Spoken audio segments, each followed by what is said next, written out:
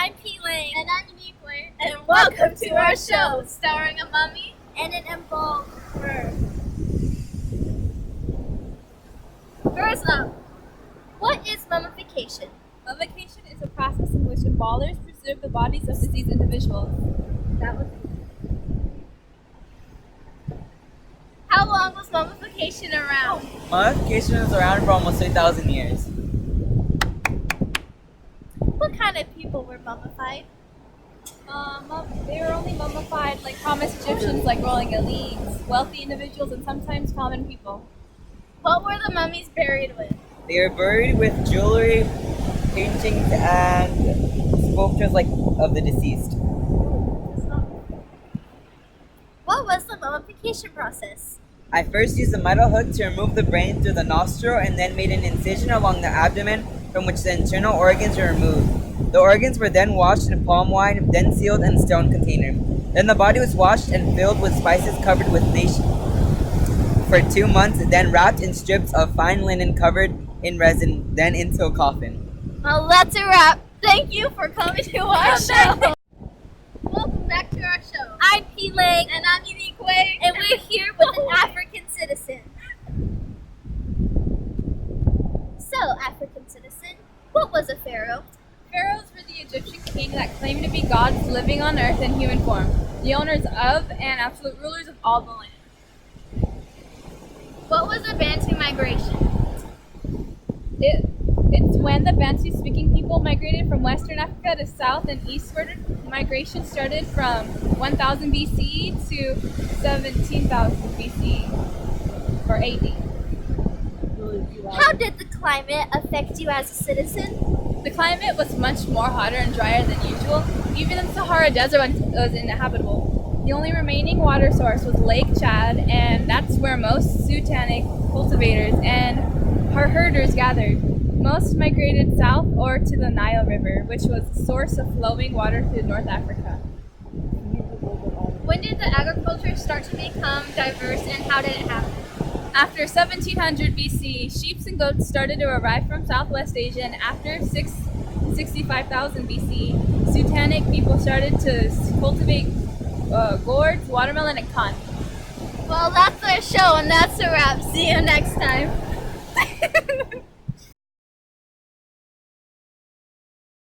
The show. This is my special guest star, Tolmany. He's here to talk about his work. In my work, Almagest, I recorded down some of the observations and theories I made, how Earth is surrounded by 9 spheres in the realm of God. So, overall, what is your outlook on the universe? Earth is surrounded by 9 other celestial bodies: the Sun, Moon, Mercury, Venus, Mars, Jupiter, and Saturn. The 8th sphere has stars, and the 9th is surrounding the whole cosmos that allows the others to move. Well, Ptolemy, with all due respect, I invented the thing called the telescope, and with this telescope, I was able to observe 4 different moons orbiting Jupiter, which completely disproves your theory that the sun is the center of the universe. Also, my laws of gravity has united the heavens and earth in a big cosmic system. My laws of gravity shows that gravity regulates movement throughout the universe and symbolizes the scientific revolution. Who exactly invited you? Well,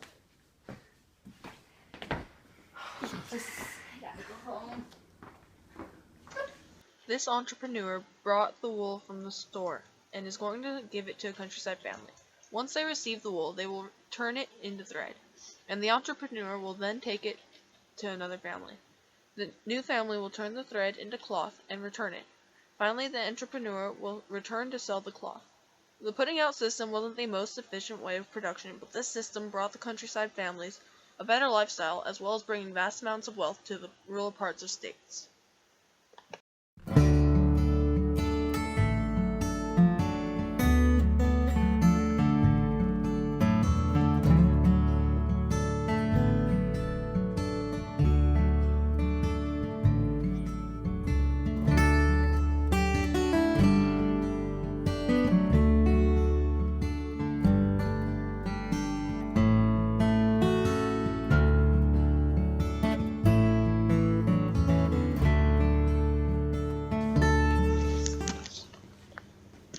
Legend speaks of an individual who opposed the Roman Catholic Church, an individual who attempted to rid the church of their foul deeds, an individual who was excommunicated for being right, an individual named Martin Luther. All I can do.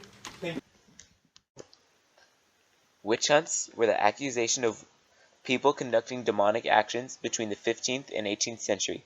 Witchcraft was considered worship to the devil, and although most weren't, over 60,000 were executed for this reason, with over 95% of them being female.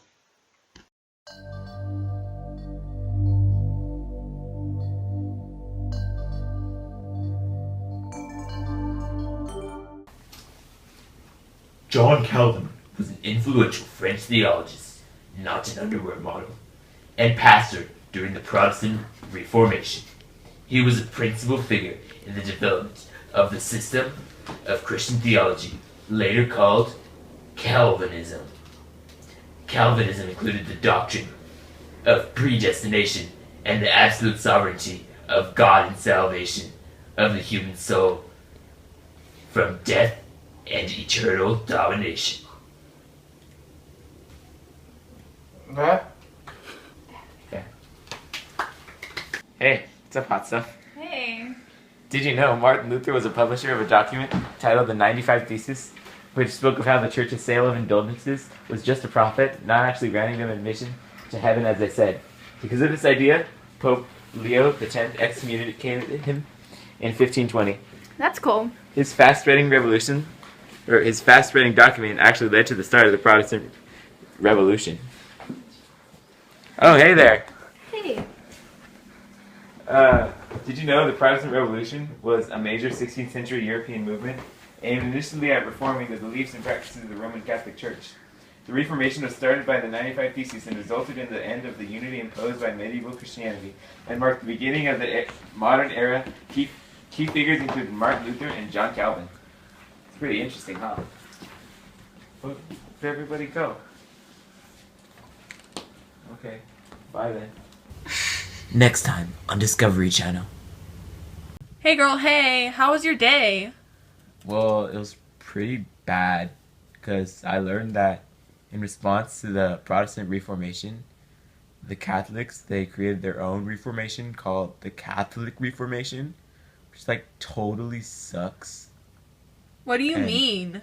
Well, it was just this stuff, where it started with the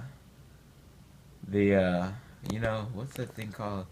Oh yeah, the Council of Trent, and then it ended with the 30 Years' War, which was pretty bad and stuff, and I really didn't like it. What do you mean? How could it have been bad? I mean, it's just a silly war. I like metal music. What does that have to do with the war? Rock on, dude. Oh my god! Hey dude, your sister was here earlier and I guess she's still here, but she's kind of going over her day and she was talking about class earlier and it all went right over my head. Can you help me? Do you know what she was talking about? Council of Trappiness, Trashy, something like that. Oh, the Council of Trent. Yeah. It's good stuff. What do you mean? Well, the Council of Trent was highly important for its sweeping decrees on self-reform and for its dogmatic definitions that clarified virtually every doctrine contested by the Protestants. The Council revitalized the Roman Catholic Church in many parts of Europe, which is pretty nice, if you know what I mean. Next time on Discovery Channel.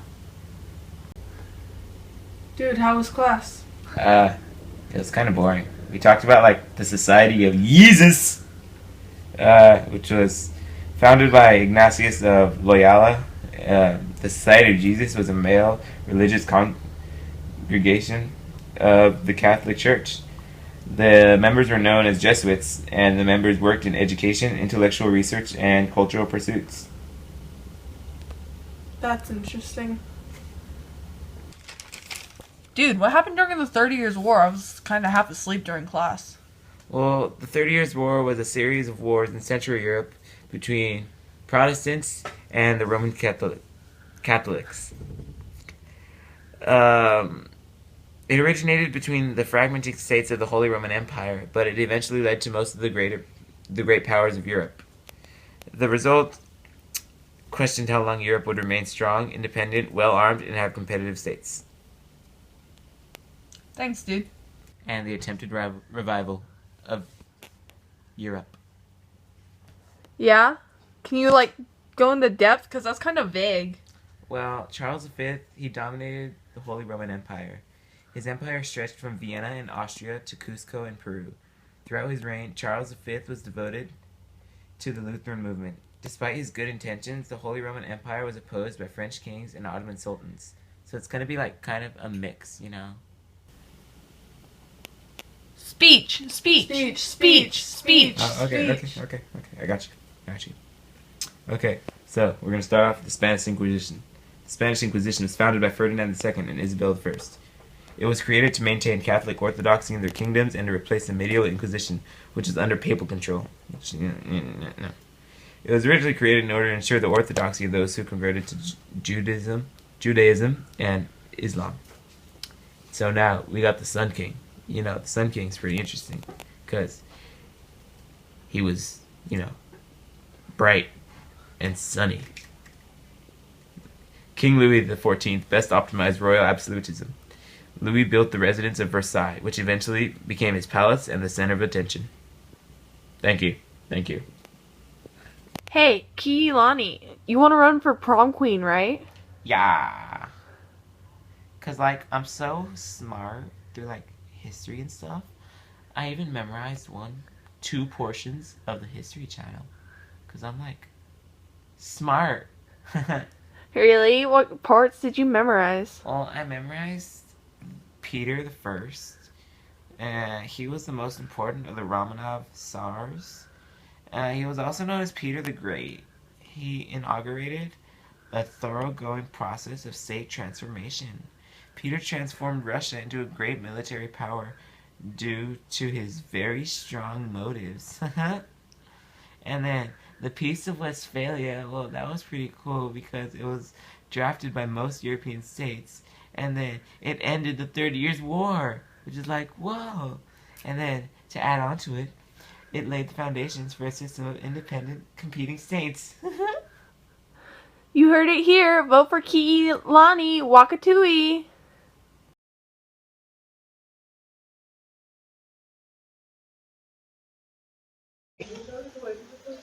On June 28, 1914, Archduke Francis Ferdinand, along with his pregnant wife Sophia, were riding in a motorcade when they were attacked by several terrorists.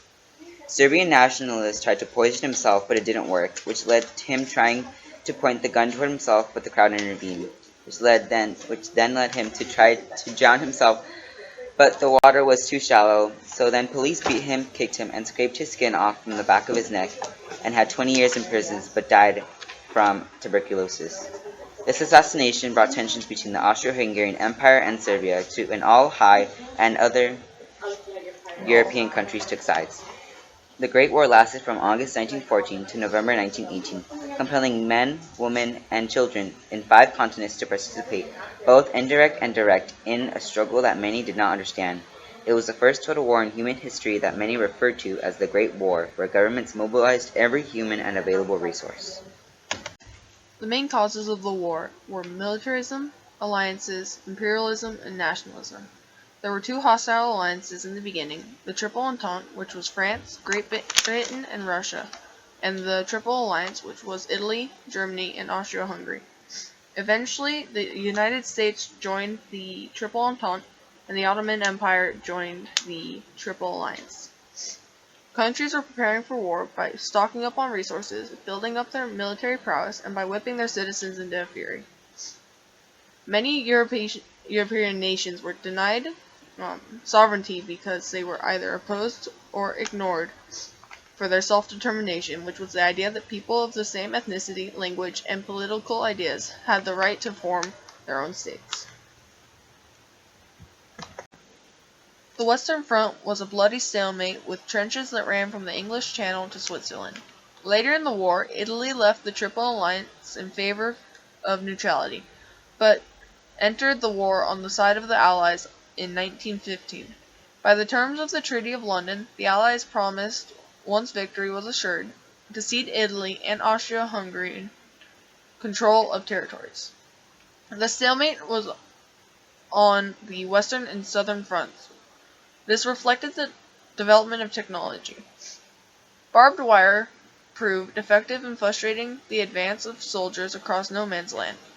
The rapid and continuous fire of machine guns contributed to the battlefront stalemate. This turned missions across no man's land into suicide missions. The machine gun was an important advantage in military technology.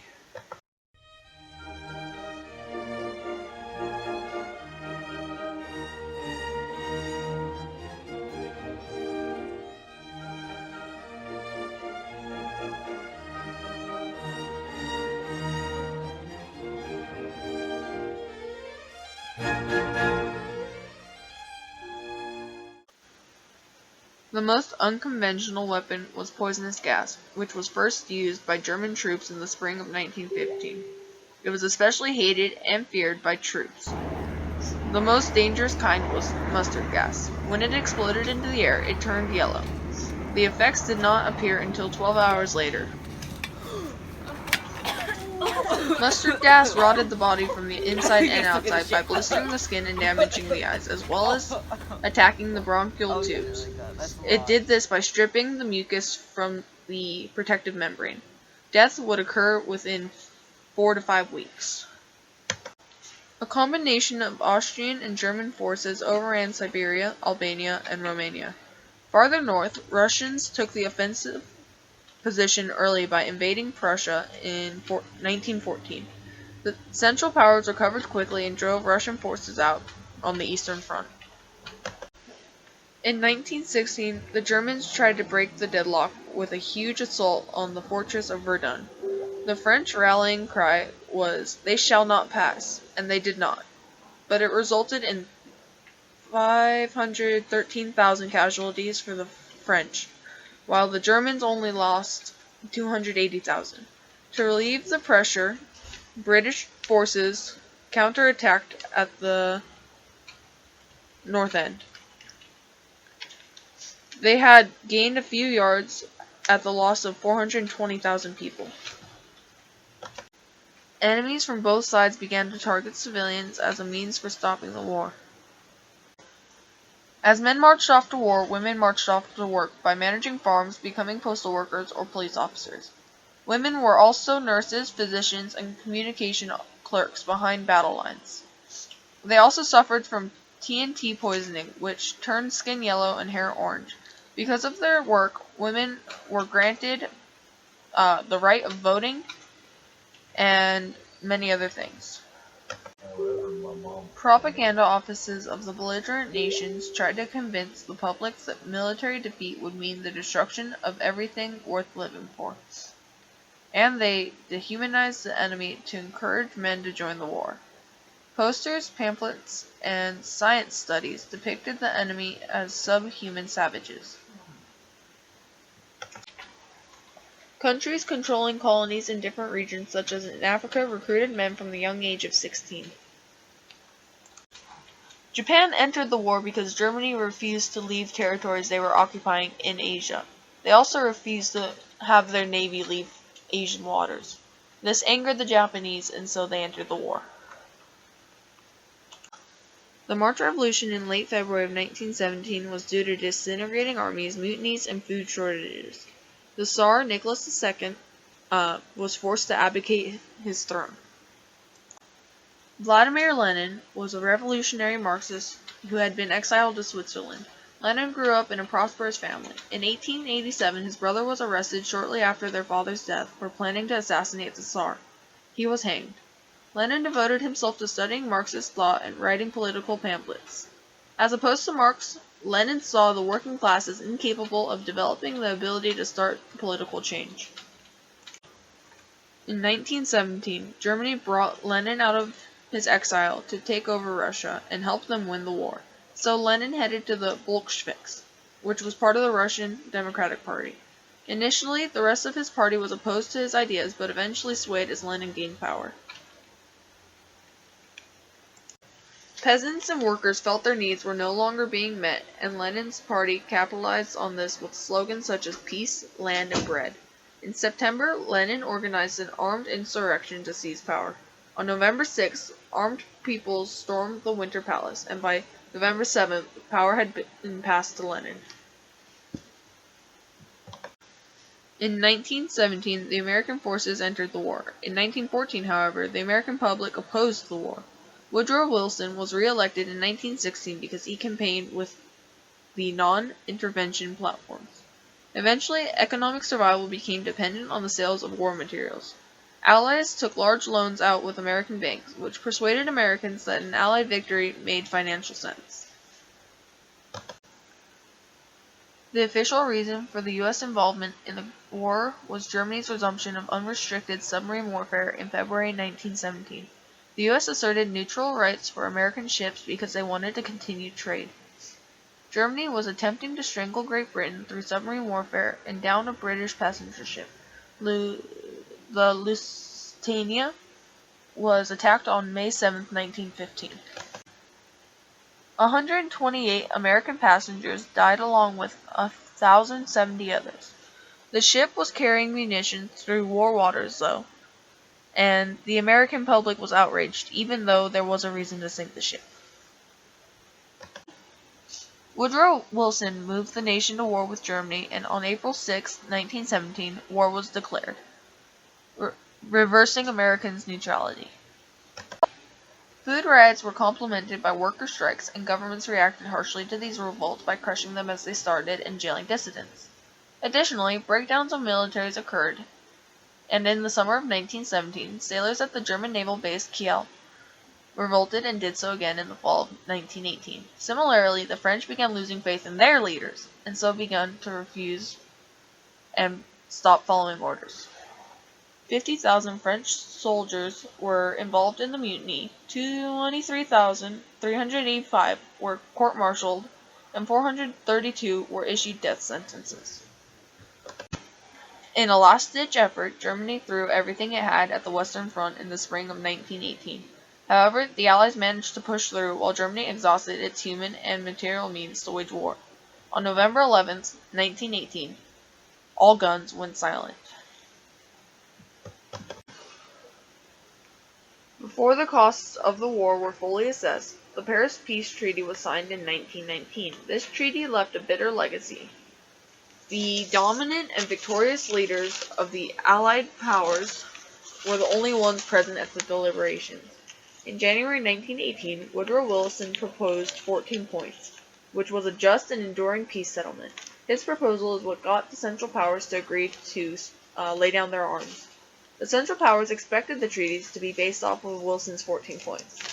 The most important factors were absolute freedom of navigation, adjustments of colonial disputes, and a call for a general association of nations.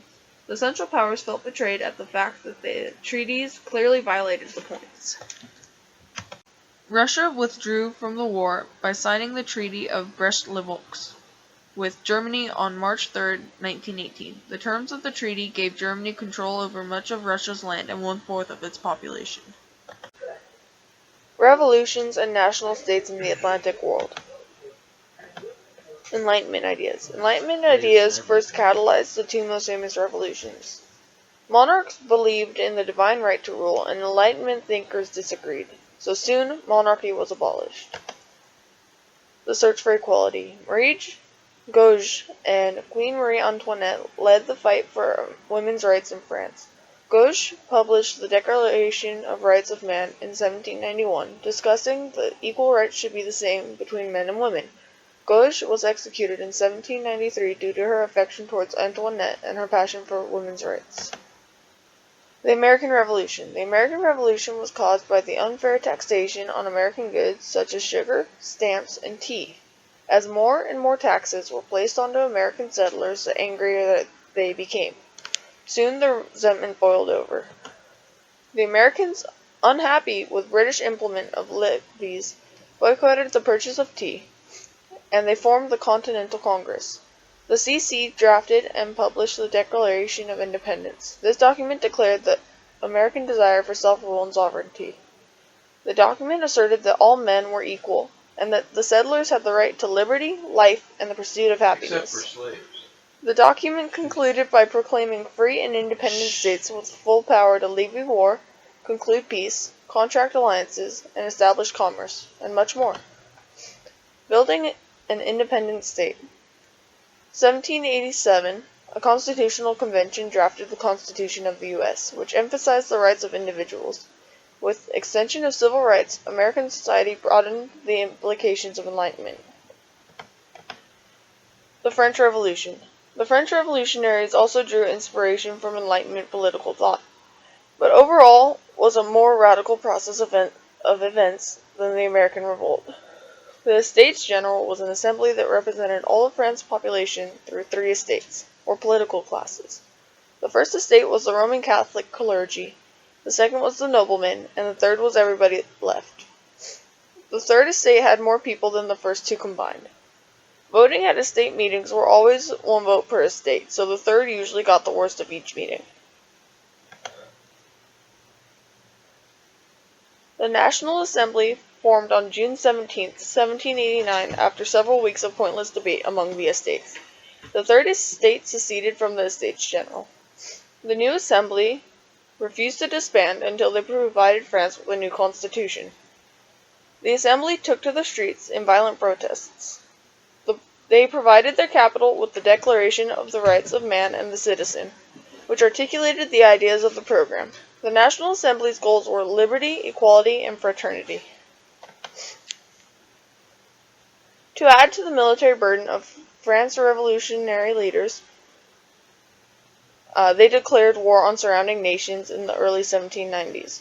Fearing military defeat, France declared itself a republic. In 1793, King Louis XVI and his wife, Marie Antoinette, were found guilty of treason and sentenced to death via guillotine. Revolutionary chaos peaked in 1793 and 1794 when Maximilien Robespierre and the Jacobin Party dominated the Convention. Known as the Incorruptible, he established the Committee of Public Safety. This committee was devoted to ousting and eliminating anyone who threatened the Republic. This period of time came to be known as the Reign of Terror. The reign of Napoleon. He was born into a minor noble family of Croatia and studied at the French military schools and became an officer for Louis XVI. He became a general at age 20. Through many military victories, Napoleon was able to gain enough strength, politically wise, notoriety, and support that he was able to seize power. He joined the Directory in 1799. The Directory was what replaced the Convention. When several countries attempted to invade, Napoleon overthrew the Directory and named himself the first consul of France. He brought political stability to a land that was torn by war and revolution, and in doing so, gained much support and approval. In 1801, Napoleon made nice with the Pope. In 1804, he wrote the Civil Code, which further stabilized France. He also sold the French claim in the Americas to the United States in an attempt to distract Britain. The fall of Napoleon. The failed attempt to conquer Russia made Napoleon's rivals bold. The Russian, Prussian, Austrian, and British armies forced him to abdicate the throne in 1814. The victorious countries restored the French monarchy. However, in March of 1815, Napoleon escaped and returned to ruling France for a grand total of 100 days.